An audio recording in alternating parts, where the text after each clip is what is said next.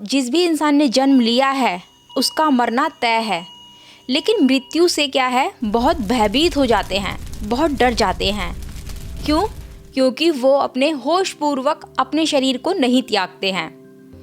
क्योंकि जब हम होश में नहीं रहेंगे तो जब हमारे सामने हमारे दरवाजे पर मृत्यु आती है तो हम उससे बड़े भयभीत हो जाते हैं। और फिर भयभीत होने में हमारे सामने क्या क्या प्रॉब्लम आती है कि हम मलमूत्र त्याग देते हैं और फिर हमारी आंखें बाहर आ जाती हैं, नाक से खून आ जाता है, मतलब बहुत ज़्यादा डर जाते हैं क्योंकि हमने मृत्यु को नहीं पहचाना है, नहीं जाना है कि आखिर मृत्यु का रंग क्या है, रूप क्या है, मृत्यु दिखती कैसे है। तो इसी चलते में दोस्तों होता क्या है, एंड में हम मृत्यु से बहुत ज़्यादा डर जाते हैं। मृत्यु होनी तो तय है दोस्तों। क्यों?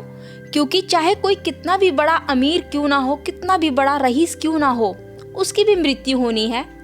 देखिए, सिकंदर था, पूरे हिंदुस्तान पर राज करता था, उसकी भी मृत्यु हुई।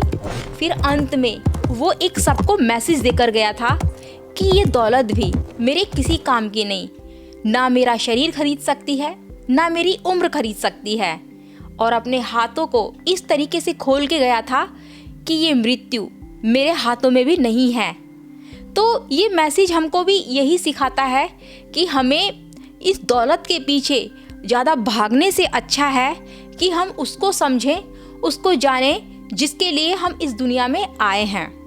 लेकिन हम क्या करते हैं, हम शुरू से ही हमें केवल यही सिखाया जाता है कि पढ़ो लिखो, कुछ बनो और फिर इतनी दौलत कमाओ कि हाँ, सामने वाले इंसान के सामने हम खूब ऊंचे ओहदे पर नज़र आए।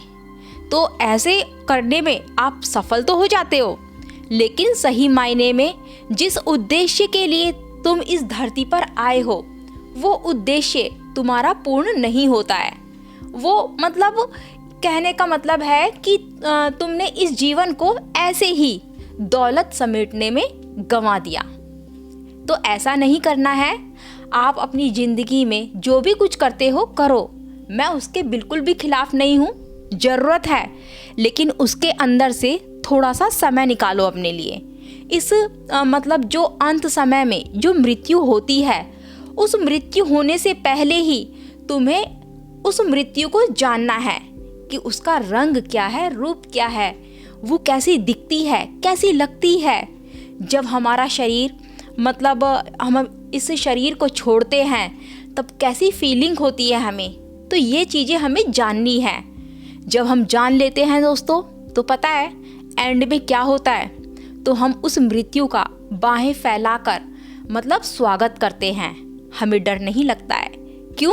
क्योंकि हम उस टाइम होश में रहते हैं, एकदम होश में, और होश में रहते हुए ही अपने शरीर को छोड़ देते हैं। ऐसे छोड़ देते हैं जैसे किसी गंदे वस्त्र को त्याग देते हैं और एक साफ सुथरे वस्त्र को पहन लेते हैं। खैर, मैं आपको एक चीज़ और बता दूं, ये वस्त्र का अदली बदला तो चलता रहता है। वस्त्र के अदली बदला को भी हमेशा के लिए त्यागा जा सकता है अगर हम अपनी इच्छाओं को और अपनी सोच विचार इन सब को मतलब ये धरती छोड़ने से पहले ही अगर हम मतलब समाप्त कर देते हैं तो फिर हमारा दोस्तों कोई भी जन्म नहीं होता है।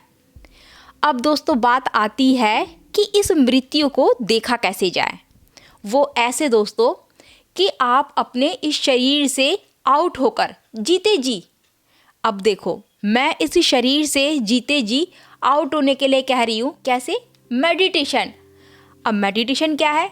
मेडिटेशन तो केवल दोस्तों एक हथियार है, एक टूल है, और इसी टूल की मदद से आप इस मृत्यु को समझोगे, इस मृत्यु को जानोगे और मतलब इस होश पूर्वक रहने को भी समझोगे कि जो मैं अपनी हर इस वीडियो में बोलती हूँ कि होश पे रहो, होश में रहते हुए जियो। मतलब जो आप कर रहे हो उसे पूरे लगन से होते हुए देखो। ये नहीं कि आप यहाँ पर बैठे हो, मन आपका कहीं और नाच रहा है, ऐसा नहीं। अपनी सांसों से समझने की कोशिश करो, अपनी सांसों से जुड़ने की कोशिश करो। सांसों से जुड़ोगे, अपनी सांसों को जानोगे, अपनी सांसों में डुबकी लगाओगे, तो ये सांस दोस्तों आपको कहाँ से कहाँ पहुँचा देगी।